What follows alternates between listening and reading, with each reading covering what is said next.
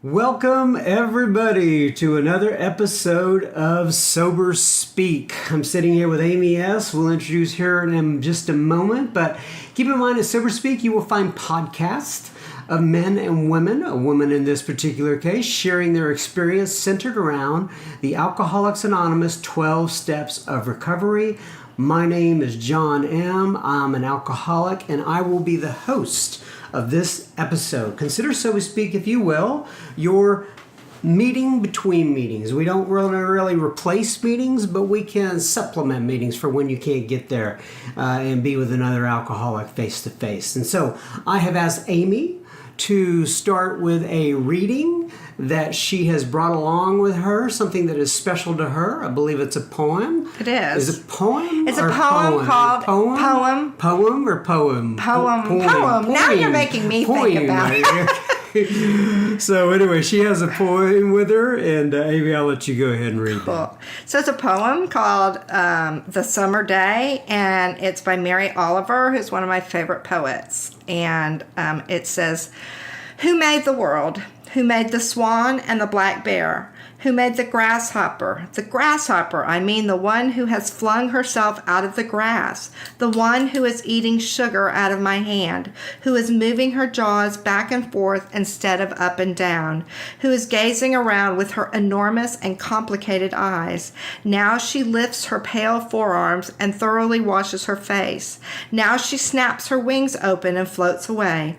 I don't know exactly what a prayer is. I do know how to pay attention, how to fall down into the grass, how to kneel down in the grass, how to be idle and blessed, how to stroll through the fields, which is what I have been doing all day. Tell me, what else should I have done? Doesn't everything die at last and too soon? Tell me, what is it you plan to do with your one wild and precious life?" Very nice. Thank you. Yeah. That's off the beaten path, which I like. From some of the readings we've had thus far, and very good. So, all right.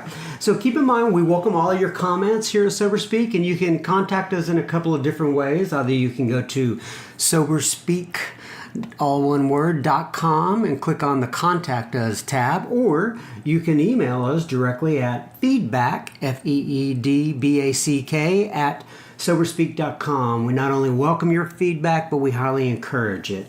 Sober Speak is a self-supporting organization through our own contributions. We are not allied with any sect, denomination, politics, organization, or institution.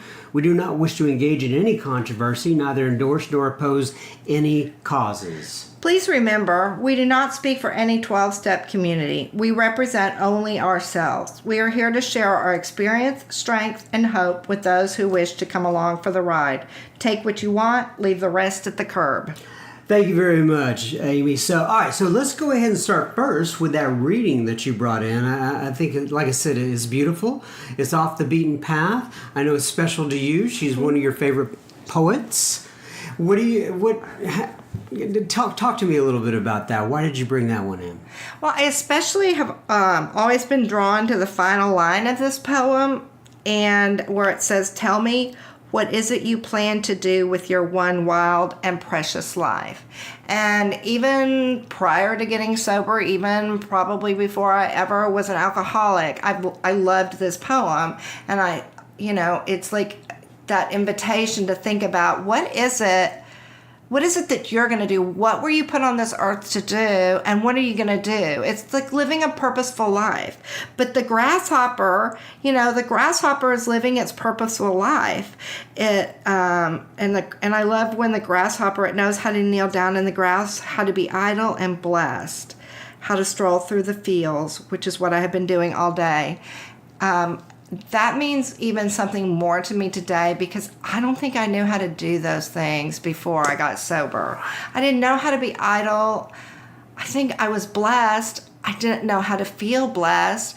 I didn't know how to just sit and be present to life. And I think that that's what this poem is about, sitting and being present to life. And so I go back to it often. of course, I'm a teacher, so I've taught this poem before, and I use that last line as my tagline on emails, and I get a lot of comments on that from parents or people like, oh, tell me about, what does this come from? And so then I get to share the poem with them. Very nice. I Yeah, like that a lot. it's cool. So you're a teacher. Let's I go there. am. So what grades? I teach 11th grade English. Okay. So In the Dallas area I here? do, in Yeah. the Dallas area. Yeah. And so how long have you been doing that? Gosh, I have 28 years experience. So Wow. it hasn't always been in 11th grade, but Yeah. it's a lot of teaching. I've never, a lot of people come to teaching as a second career, but I became a teacher straight out of college. I've taken some years off with my kids when they were little, but other than that, I've been either a teacher or a school administrator of some sort. But I'm toward the end of my career and back in the classroom and have been for the last 6 years. Have you always felt kind of a calling, so to speak, toward it, or I didn't know I was going to be a teacher in college. I was an English major, and so like, what are you going to do with your English major? Well, in my family, you go to law school. That's what my brother did. But I married when I got married. My husband was in graduate school, and he was at SMU, and somebody had to work, and so I had enough hours to be a teacher, and so I started teaching. And then when he graduated from SMU, I thought the plan was maybe that I would go to law school or something, but I loved teaching, so I've never looked back. I've never been unhappy being a teacher. Good for you. And as you know, this world needs good teachers and people that are. Kids are good. Yeah. Kids are fun. It's a great job. I still remember from my, especially, actually, high school and elementary, especially. I don't know why not much in middle school. Maybe because I was moving around at that time. But I still remember, those teachers who impacted my life. Those teachers who were kind to me. Yeah. I was always one of the kids that was, sitting in the corner a lot because I was talking too much in class. Oh yeah. And so anyway, I'm grateful for the teachers not only in my life, but teachers in general like yourself. Thanks. So I'm interested in. I know enough to be dangerous, so to speak, about your background. Yeah. I know that you came from a church background, for lack of a better word. So why don't you start me with that? Okay. Where'd you come from? Your childhood? You were involved in church, and then we'll get up to present day as well. Right. Yeah, there really has never been a time that I haven't been involved in church heavily. I grew up in a very strong church family, and I grew up in the Methodist Church, United Methodist Church. I'm a Cradle Methodist. Cradle Methodist? Born into the Methodist Church. Oh, I didn't know that term. So I spent 57 years as a Methodist. So my parents are both Cradle Methodists. So I grew up hearing about the grace and mercy of God. So I didn't grow up, sometimes in meetings I hear people talk about I was afraid of God. I was never afraid of God. God was gracious and merciful and loved me. Even in the midst of my addiction, when I struggled, I figured God was disappointed in me, but I never saw a God that was mad at me or left my side or didn't care about me. So my family was very active in the church where I grew up, and we were there all the time. Was that here in the state of Texas? Okay, gotcha. I grew up in Houston. So I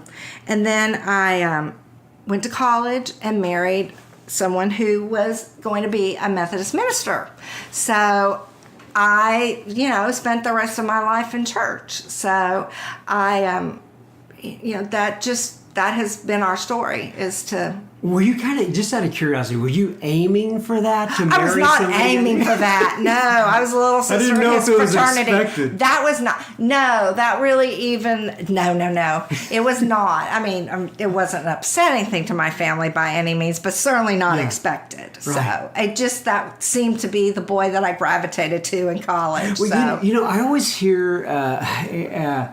I go to a Methodist church myself, right? But I started going to church really as I was an adult. My mom was atheist, agnostic at best, and so we did not really participate. So I had to go through Alcoholics Anonymous, and my sponsor was actually a Christian, and he kind of, I started asking him a lot of questions, and I ended up back in church. But the reason I'm saying all that is because you hear people in the rooms, the recovery rooms all the time, Alcoholics Anonymous in particular, who will say, I'm a recovering Baptist, or I'm a recovering Catholic, or, they kind of have a lot of things they have to unlearn. Right. But you didn't have that experience, right? I did not. I grew up, and, there could be Methodist churches where people had that. It was not my experience. It's not ever been my experience.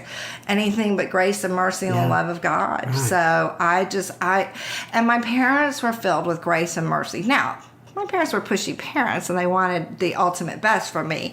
They were, but I did not grow up in a household that was unkind or unloving, or So no, I didn't. And you were an only. I'm not an only child. You said something about your brother. I have an older brother who is how much older? He is 5 years older and 36 years sober. Oh, really? So yeah, he has 36 years sobriety. So he was in his 20s, practicing law, young lawyer, when he just woke up one day and said, "I got a problem," and I think he drank beer all night one night and didn't pass out. So he's like, "Okay, so he went to AA the next day, and he's never had a drink since then." Really? So did your parents drink? They didn't. They were not heavy drinkers. At all. My mother, not at all. As an adult, later on, my brother told me that when we were really little, my dad was telling him about this. That my dad, I think, drank heavily at one point in his life, not alcoholically, but was just a heavy drinker. like hard liquor, but not when I was growing up. So, but lots of parties, like. I was fortunate enough or whatever to grow up in a really charmed lifestyle. So there was a lot of time at the country club where there was a lot of, I remember being out at the tennis courts, and there's just a lot of alcohol out there, and my parents entertaining, and there's lots of women in beautiful dresses and people serving alcohol. So there were things like that, but it wasn't, other than a glass of wine and stuff at dinner. There was a full liquor cabinet, but it never occurred to me to want to drink out of it. Okay. So, and my parents, no, they did not. They were not big drinkers. Okay, so this is one of the reasons that I was interested in having you on the podcast, because like I said, I know enough about you to realize that the traditional view of somebody who is an alcoholic is that they came from this disruptive, chaotic background, and maybe they didn't have the greatest parents, or whatever the case may be. And you even described your life just moments ago as a kind of a charmed. It was a charmed life. Yeah. It was like things went well. Now there was a lot expected of me, and my birth was traumatic, and they did not think of traumatic. So they thought my mother was going to die and I was going to die. My mother's uterus ruptured, which to this day has about a 10% survival rate. Really? So it was just a real miracle. I was the miracle baby. So is that like when you'll have to forgive me? I don't understand a lot about. Well, and I don't understand a lot. Is that like right at the end on the way? Like they're rushing her to the hospital, and the uterus busted, ruptured. So you're out in the amniotic fluid. You're just like I guess floating around and almost dead. And so the hospital, the doctors told my dad at the time, there will be no baby, but we'll hope to keep your wife alive. And so, for a baby to survive and my mother to survive was a really big deal then. And my parents were older and had been told they couldn't have any more children. So that was a big deal. So I became kind of the miracle child that you're going to do great things. So there's a lot of pressure on a child. But not mean pressure. Yeah. And the reality was, things worked out well for me through middle school and high school and college. Things that I tried went well. I was a very good student. I had lots of friends. I would say I was popular in school. I tried to be nice to everybody. I was successful in teaching and was asked to be for some administrative jobs. So things like worked out well. I, married, really nice boy from college there. It just like was in the right sorority, did the right thing, did all these things, quote, when I say right sorority, I mean the things that my mother wanted for me, right? That, she wanted me to be happy and successful and popular and all these things, and I was all those things. Okay. So. Good. Okay, so let's go back to the nice boy from college. Okay, so still my husband. Yeah, okay, so he's your husband still. Yes. And how many years have you? 35 years we've been married. 35 years. Yeah. And no ruffles along that time There whatsoever? have been huge ruffles along that time. Okay. And so you met him in college? I met him in college. First year, I was second 19. year, third year? I was my second day of my freshman year in college. He will tell you. Second day of your freshman year? He introduced himself to me, but because he wanted to ask me out, and but I didn't go out with him for a while, so I really didn't date him until the end of my freshman year in college. So, he won out finally. He wore me down. And just out of curiosity, how come you do? How do I ask? He was funny and fun to be around, and we got to be really good friends first. Yeah. Of course, his really good friend from college, our good friend Billy, and it was like, I just started hanging around all of them, and he was just like a really good person and fun, and it just kind of grew into romance then. Okay, so you started dating him at the end of the first year. Yeah. And so when did y'all? How long did you? We married straight out of when I graduated. So that was like 3 years then, basically. Right, I graduated a semester early, so we married in December 18th, 1982. So yeah. All right, so you're out of school, you're married now, and when did the kid? Do you have how many children? We have 2 children, and I had kids pretty young, 23 and 25. So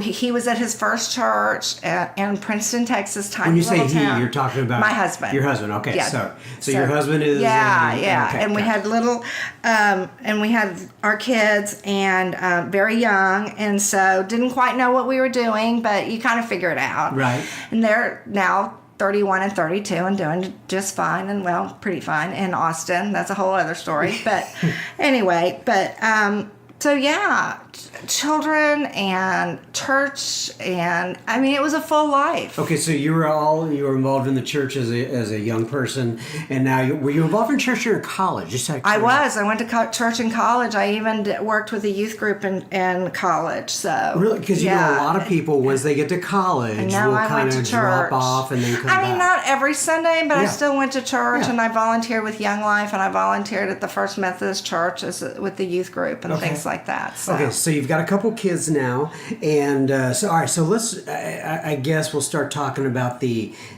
alcohol and drugs part. At some point, I know these things started entering into your life. Right? Not at this early point. Like in my, I did not drink in my 20s and 30s. Like at all. Like if we were somewhere, nothing was in the house. Yeah. Like if we went out with people, we still yes. If we were out at something, I would have some alcohol, and I would even drink enough to be tipsy, probably.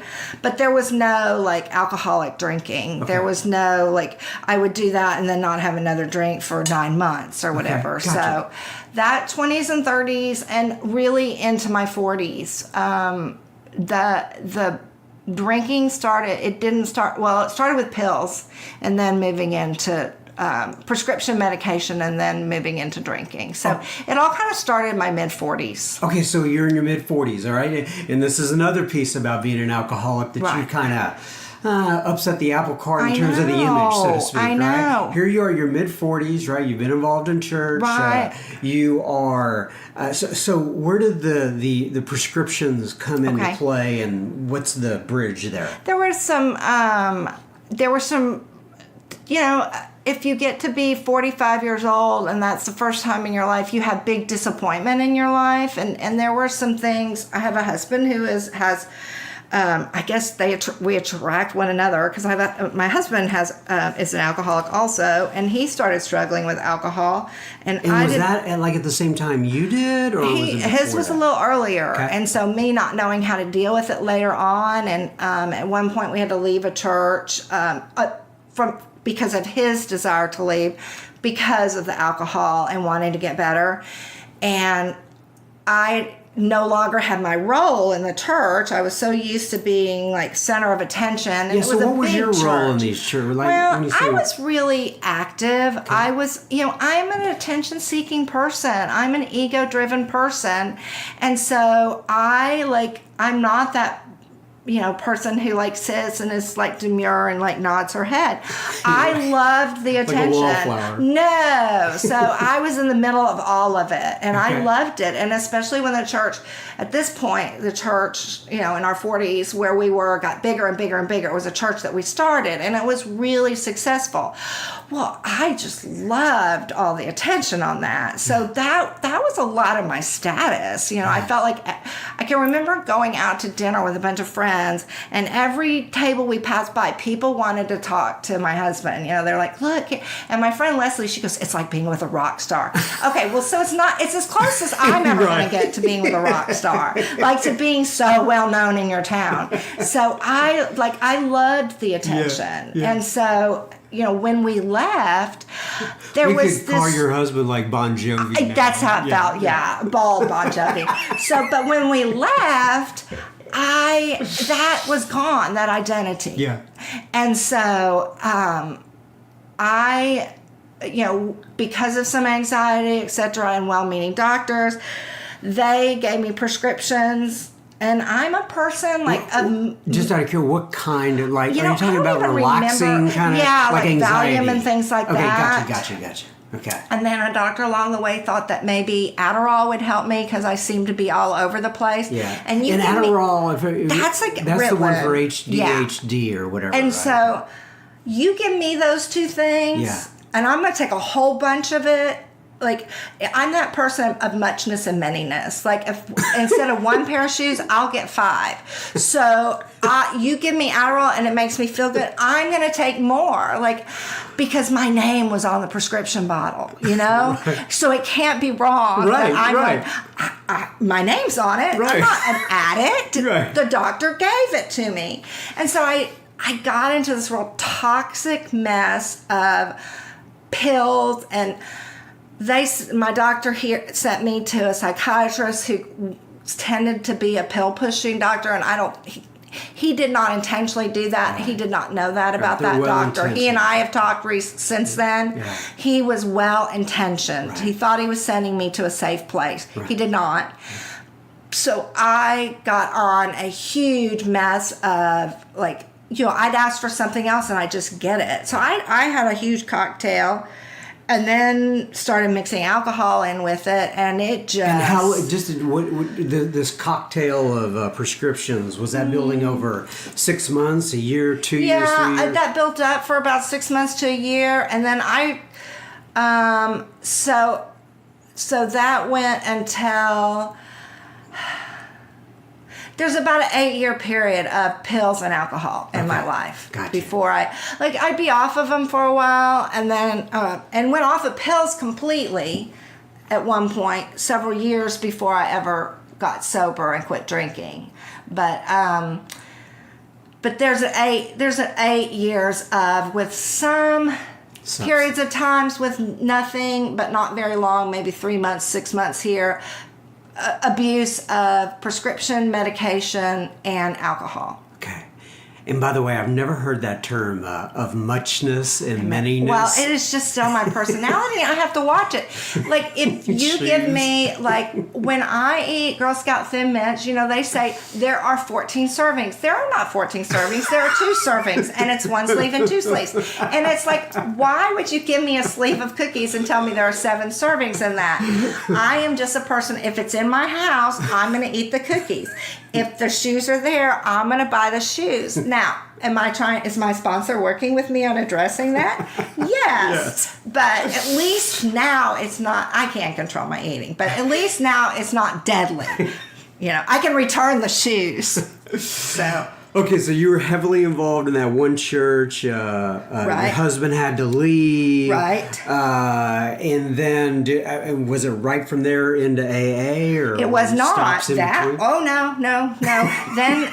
Then he's consulting and doing really well. So he's on a plane going everywhere, all over the country. And at this point, Your husband, right? yeah, He's flying and around. At So this are point, you in the I house leave by my yourself? job. Yeah, I've left my school, my administration job. Okay. I'd had neck surgery. Okay. In the meantime, where were you in Texas at this point? we were in McKinney, so Okay, in the so Dallas you were area. in the Dallas area. So I had left I had cared for my mother who had Alzheimer's for a long time, and she had died.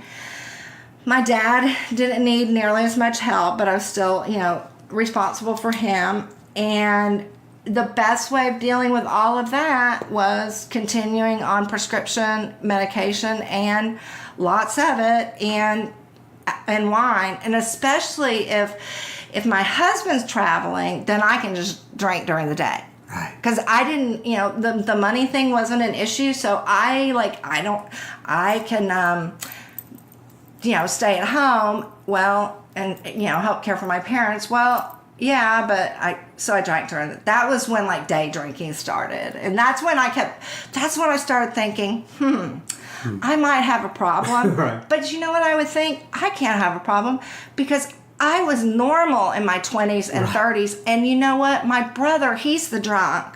Because he was a drunk at 18. He was a drunk at 16.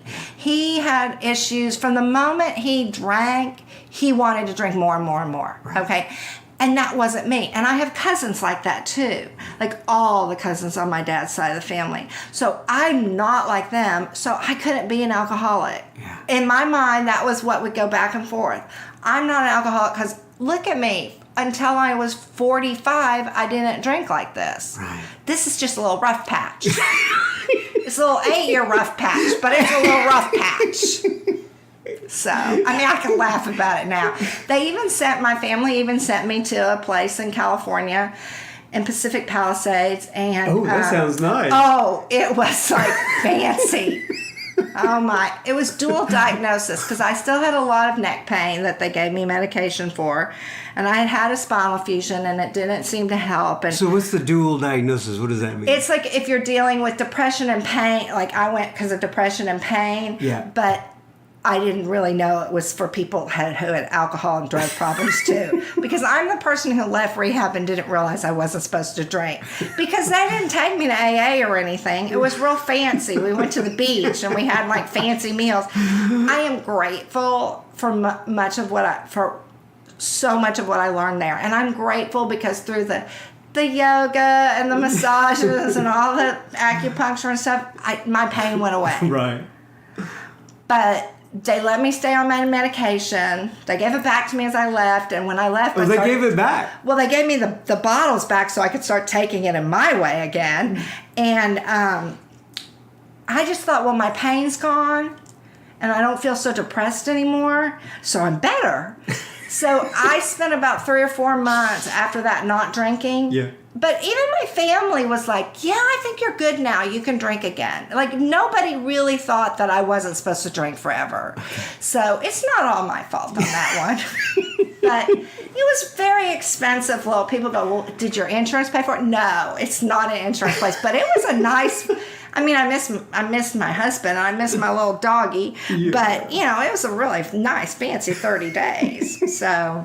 Okay, so how long was this before you actually got sober then? Okay, so after I got out of there, then my husband decides, because this always helps alcoholics, we're going to move, change of location. So we actually moved to Houston. He decided to go back to a church, and this was an even bigger church than we had here. So he thought, put her back in the environment where she was happy. Yeah, where she gets tons of attention. There'll be thousands of people around her, and she'll be happy. And I loved the church, and I was very active. But I didn't quit drinking or quit taking pills. So I taught Bible study, jacked up and high. I did women's group, high, not drunk, but really on. And here is the mercy and grace of God, because even after everything happened and I crashed there, and there isn't anybody that was active in that church that didn't know that I crashed and had a problem. I still had, I did a high school girls Bible study. I still had mothers come to me and say, you just really helped change my daughter's life. God can use a drunk. That's right. Or a pill popper. I mean, I did not ever show up to church drunk. I could have, yet, as my sponsor would make me say, I have not shown up to church drunk yet. Right. But God still used me, and my husband had a drinking problem while we were there, and still used him. That church grew and grew and grew, and people came to know the Lord and were touched. And even when we were there 2.5 years, and then because of his drinking, again, we had to suddenly leave, and people were still reaching out to us and loved him, and contacted us about how you changed my life and everything. Well, of course, God's the one that changes lives. So God can use really messed up people. Right. And you would think after that I would have quit drinking. I didn't for a while. We came back to the Dallas area, and it took me about 1.5 years after that to get into the program and quit drinking. And we separated. We didn't separate right away, but we did about 1.5 years later. You're talking about your husband. And we separated, and it just became time for me to heal and for him to heal, and then we're going to decide what we're going to do. So So he was having an alcohol problem. You were having an alcohol and pills problem. Yeah. Things weren't going well. You decided to separate. How was that 1.5 years? I mean, so we separated for 8 months. Okay. So, and then that was the beginning of my sobriety. That was when he moved out. I was like, okay. And the I'll kids take are this out as of my the house. Yeah. Oh gosh, they're grown. They're out of college. They're and I had been the much more messed up one, drinking heavily after we left the church. His seemed to be I'm not saying it was good, but it seemed to be more in bouts. But are you saying that yours? I was just a daily drinker. Gotcha. I was drinking. I taught school, and I didn't drink at school yet, as my sponsor would make me say. But I would drink after school. I'd go by CVS on my way home and get wine, and I drank every day and drank a lot. Right. I didn't take pills anymore, but I drank a lot. And so on January 3rd, 2015, we actually separated on January 4th, but I was too sick and hungover to drink on January 3rd, so that's my sobriety day. But January 4th was my first intentional sobriety day. And so help me that I conflated that there for a second with the separation in your. We separated then. That's my sobriety day. So you were separated. Okay, gotcha. And you came to. I didn't come to AA right away. Okay. I white knuckled it because I didn't think I needed AA because my brother went to AA, and I didn't want to do that. Right. But then I did after a while. I thought, well, I'll give it a try. My family wants me to go. There's not much these people can teach me. When you say your family, are you talking about my daughter, your kids and stuff? My daughter, my son. My son has his own alcohol and drug problems, and so he wasn't pushing me to go. But my daughter was. Okay. And my brother certainly was. And did your daughter have some sort of experience? Did No, she know about she just knew that she just knew I had a problem. Right. And she just wanted her mother to get well. Gotcha. So I went to the women's meeting, Saturday morning women's meeting. And then, so you stopped drinking into the beginning of January. When did you go to the women's meeting? It wasn't until March. Okay, so you got about 3 months there, kind of white knuckling it. And what do you remember about those 3 months? Was it? They were dark. Okay. I would teach school and come home and go to bed. Okay. Get in my bed with my dogs and watch Netflix and just try to go to sleep. Right. Because I just didn't want to go out and live because I was afraid I'd drink. Yeah. And I was just so, I mean, I just thought that's what life was going to be the rest of my life. I thought, this is what I'm going to do. I'm going to read books. So I like to read. So I'm going to read books. And I'm going to, and I'm just going to live in the dark. You know, it was winter time, and so it got dark early. And I'd just get in my bed and just hunker down, or I'd get on the couch and by the fireplace, and just, it was a dark, depressing life. I didn't think that there would ever be any joy in my life again. Right. You know what? I didn't go to church then. Yeah. Not that I didn't believe in God, and not that I didn't think God loved me. I just didn't want to be around people. Right. It was too painful. Right. Okay, so you went to that first meeting in March, the women's meeting? Yeah, right? Okay. yeah. And it wasn't bad. Like, my friend Lisa came up to me, and, well, she wasn't my friend then, but she had knew me from Jennifer E. Jennifer E. knew me ahead of time, and she had said, hey, I got this friend Amy coming. And so, you know, I looked around. Oh, so Jennifer E. knew you were going to show up at the meeting. Yeah. So you had relationships within a... I had one with Okay, Jennifer gotcha. E. Gotcha. So I went, and I just kept going just on Saturdays, just to the women's meeting. Yeah. I thought, okay, I made some friends. I really kind of liked some of the people. I'd say I was an alcoholic, but I didn't really believe it.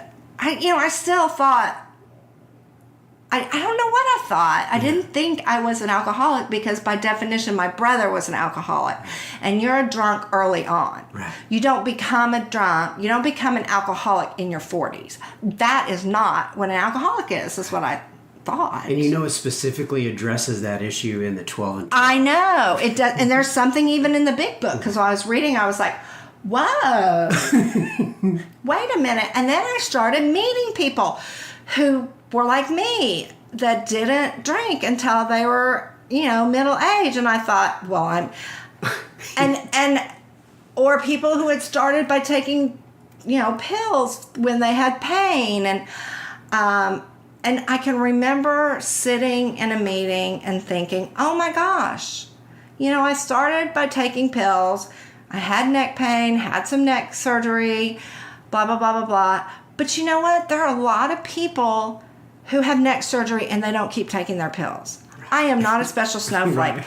I am just a drunk like everyone in this room. And you know what? That was freeing. Like, that was freedom. And be able to say, and that's when I got in the middle of the boat. And I went, I'm here. I'm here for the long haul, you people. You're stuck with me. So come on. So,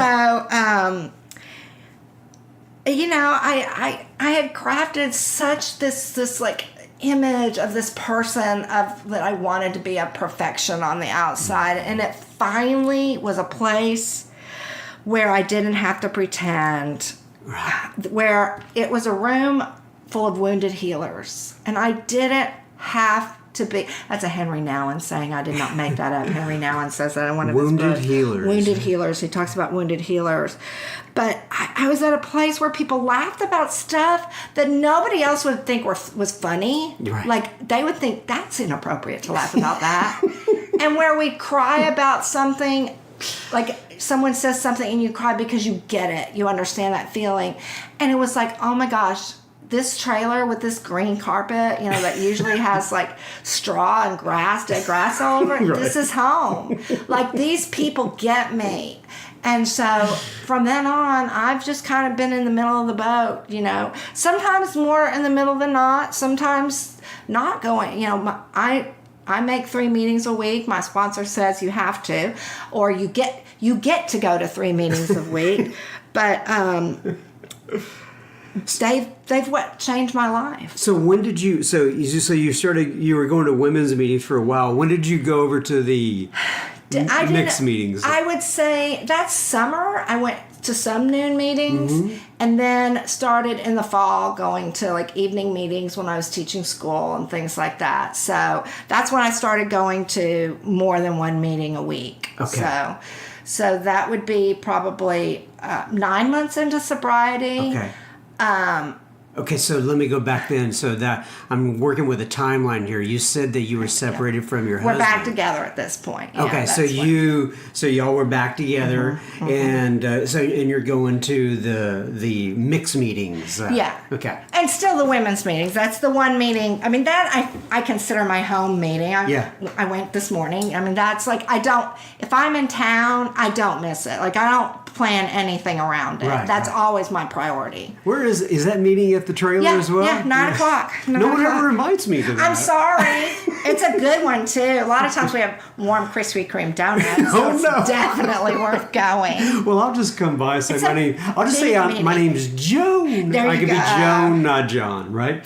All right. So, Okay. So, okay, well, then let's talk about sobriety a little bit then, right? Okay, so now you've gotten into sobriety.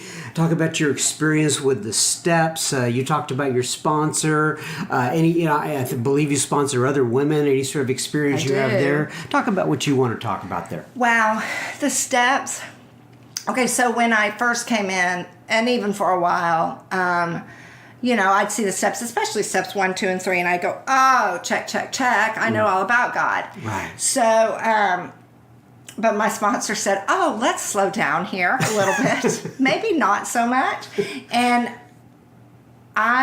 working the steps and working with other women have brought me, like, I spent so much time chasing serenity, like chasing it with a stick, trying to beat it down. Even like I would like always have the Bible verses about serenity or turning my life and my will over to God. Or I mean, like I had all those memorized. I have taught Bible studies on turning your life and your will over to God. I have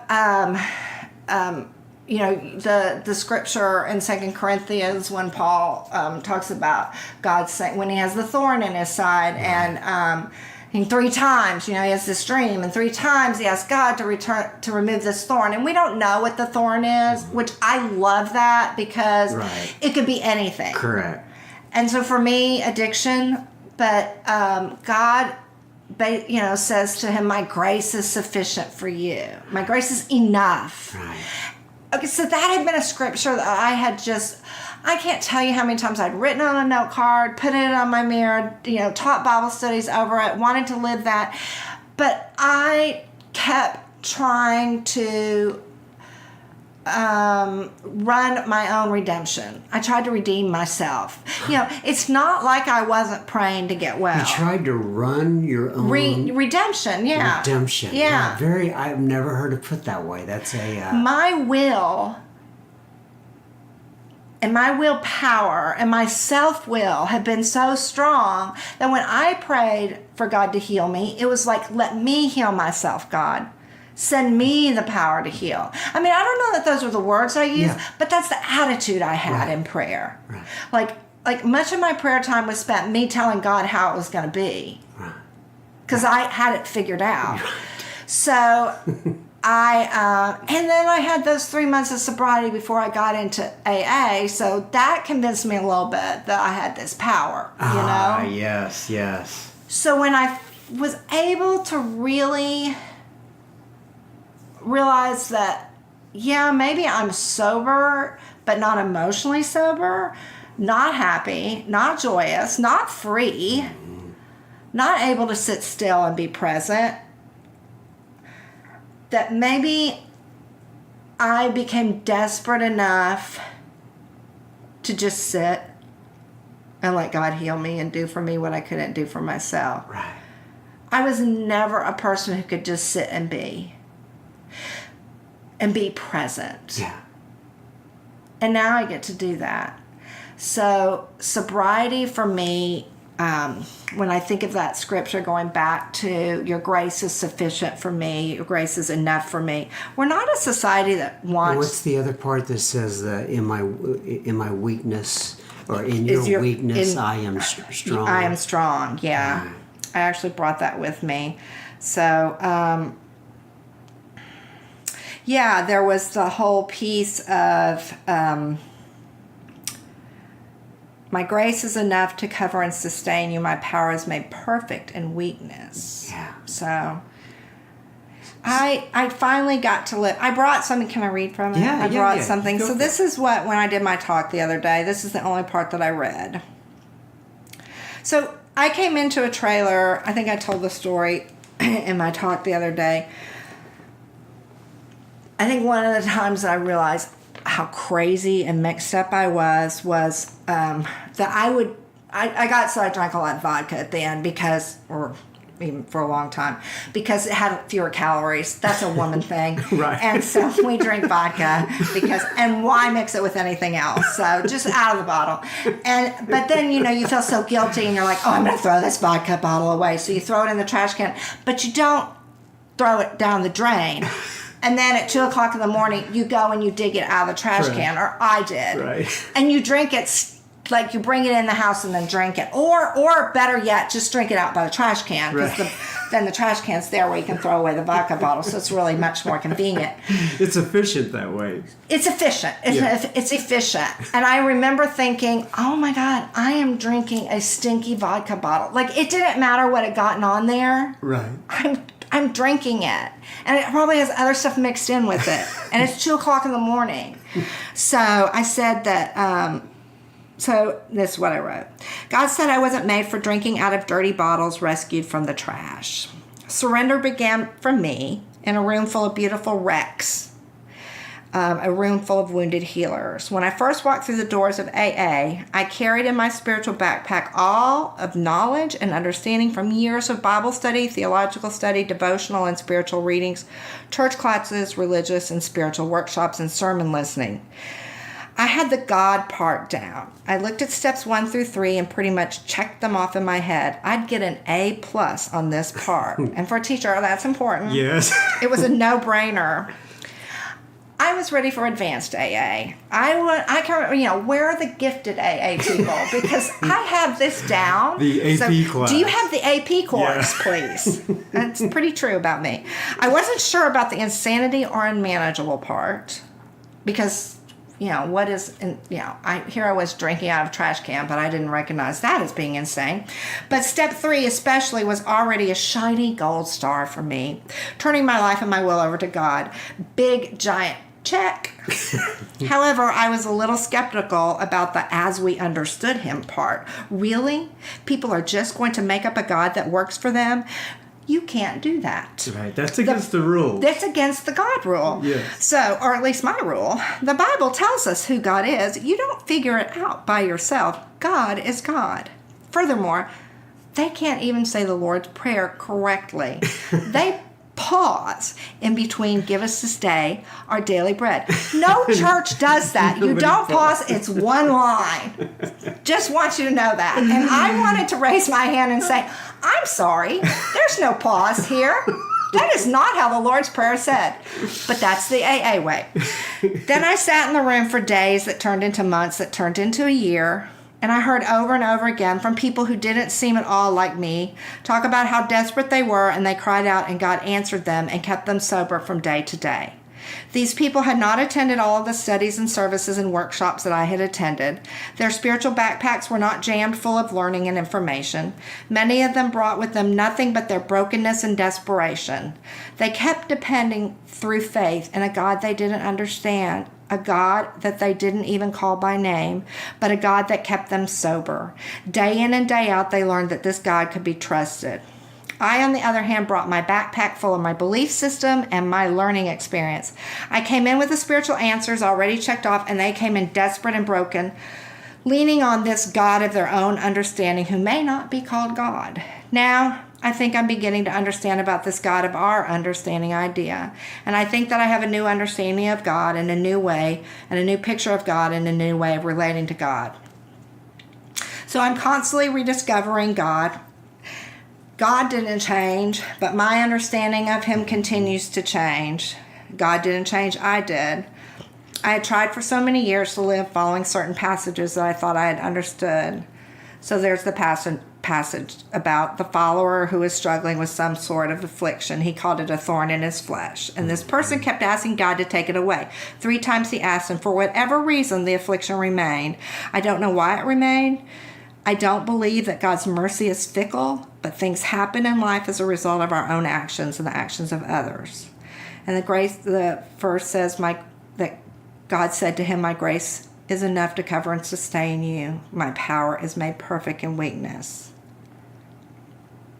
So anyway, that's Very kind of nice. like what I've been Right. able to do. I finally, like, that's what AA's given me, is to surrender to God and for God's grace to be enough, for me to be present with people and listen, for me to become the woman of God I always wanted to be.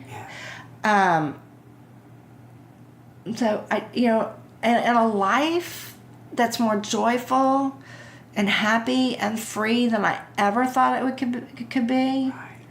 I did not know this miracle would happen. I didn't expect it. I'm so grateful. That's why I introduce myself at meetings as a grateful alcoholic. I am grateful.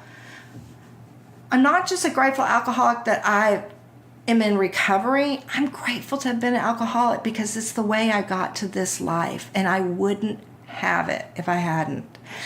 And so I'm grateful that I'm an alcoholic. God bless you. That's great. Okay, we're going to give one spin of the wheel here. You don't know about this. Okay. See this right here? See that wheel? Yes. Okay. So what I'm going to do, it'll spin around. It's got several different topics there. As you can see there, they're like meditation, fellowships, selfishness, turning point, humor, adversity. Okay, there's 12 of them. Okay, right. And I'm going to spin the wheel, and whatever it lands on, you get to address it. Oh, okay. All right. So here we go. And now we play. Ooh, this is the suspense build. Killing you. Oh, fellowship. Oh my gosh. All right, so that's what it say. What if you had to share something about fellowship? What would you say? They're my people. It's my tribe. The fellowship, it's my favorite part of the program. I know we have to do service. I know we have to do everything else. But for me, the people, coming to a meeting, seeing people, connecting with people, they've become our lifeline. And when I have weeks that I can't get to a meeting in the middle of the week, I do start feeling antsy. I do. I mean, I am restless, irritable, and discontent. And I know it's the fellowship. It's the book says we're not a glum lot, and that is so true. We're on our way. My husband and I are moving to another city. We're moving to Austin, and because that's where our children are, and we're going to be So all you grandparents. peeps in Austin who are in AA, you get the We're on treat our of Miss way. Amy. So, and I know there's great AA there, and I'm going to meet so many people, but man, the one thing that's really hard for us to let go of is this fellowship that we found. Because there are people, there are tribe, they're like, we laugh together, we cry together, it's there. And then we eat dinner. And then we eat. We eat a lot. Well, we eat, and then we laugh and cry, and then we eat some more. So, yeah, it's just the fellowship. If you're unhappy, it's probably because you're not in the midst of the fellowship. Right. And it's the least judgmental group of people I've ever been around. You'd think the church would have been the least judgmental people. And, I mean, churches are great, and I love my church, so I'm not saying anything bad about churches. But, by golly, get about on a bunch of drunks. We don't have much to judge. We've all been really low. Right. So. As my friend Eric, who was over here on the podcast, when he says AA is kind of like the opposite of Facebook. In other words, you're not taking pictures of the time you were going off to a treatment and posting that. You have pictures of the vacation. Here, let me tell you about the last time I passed out. Let me show you a picture of that one. And here are the pills I'll be taking tonight. Picture of that. And yet we all laugh about Yes, it. yes, Because you yes. have to. Yeah. Like, I've never been in a meeting where I didn't laugh at some point and where my heart wasn't touched. Yeah. And one last question. As you're speaking, you were kind of talking with your hands, and I noticed that you have a tattoo. I do. I do. And this completely blows my mind as well. You have a tattoo on your wrist. What's the tattoo? Okay, so I got it last year. I really thought got it about last year? Yeah, so I designed it. And it was really, I wanted to be reminded of how grateful I am at all times for where I am in my life. So like the curvy thing going around and around that line is taken from the Tibetan symbol for gratitude. That's this line that never ends. And then there's the triangles for serenity and for AA. That's what I think of. And then the cross. So wow. I'll have to see if I can somehow attach that image to your podcast. Obviously, we won't put your image there, but I mean your facial image. But I love it. It is a constant reminder to me of where God has brought me, and I am so grateful for where I am. I just I'm so grateful to the program, and I'm so grateful for what God has done for me. So that's another thing people don't do in their 40s or 50s. They usually don't go out and get a tattoo. I got my daughter went with me. You're living life in my reverse. My daughter who has she has several tattoos, and Austin, and so I love it. That's I absolutely love it. So it took me a long time to design and figure out exactly what I wanted, but I love it, and I never look at it where I don't think about my being grateful. Oh, fair enough. Are you going to go with the whole sleeve? No, this is it. I'm just doing. This is all I'm doing. Well, they say once they start. No. This is it. This is it for me. But Next time I see absolutely love it. You'll have one of those big butterflies on your back or something like that. No, I don't think so. All right, Amy. Well, this has been fantastic. Sure. I appreciate it. Thank you. God bless you, and we'll talk to you soon. Oh, I forgot. I almost forgot. I have to do closing stuff here. I don't have to do it, but I like to do it. But we get to. Yeah, we get to do a couple things. So, number one, just I want everybody to remember that you can contact us again by going to feedback at soberspeak.com, just an email, or you can go to soberspeak.com and click on the Contact Us tab there. Remember, we want to make this a dialogue. Thank you in whatever form you support us, whether it's sharing the podcast with your friends or just listening in as you are able. And here we go with page 164. It says, abandon yourself. This is page 164 from the big book, Alcoholics Anonymous. It says, abandon yourself to God as you understand God. Admit your faults to Him and to your fellows. Fellows, that's kind of a old-timey speak there. Clear away the wreckage of your past. Give freely of what you find and join us. We shall be with you in the fellowship of the Spirit. And you will surely meet some of us as you trudge the road of happy destiny. May God bless you and keep you until then. Keep coming back. It works if you work it. Goodbye, everybody.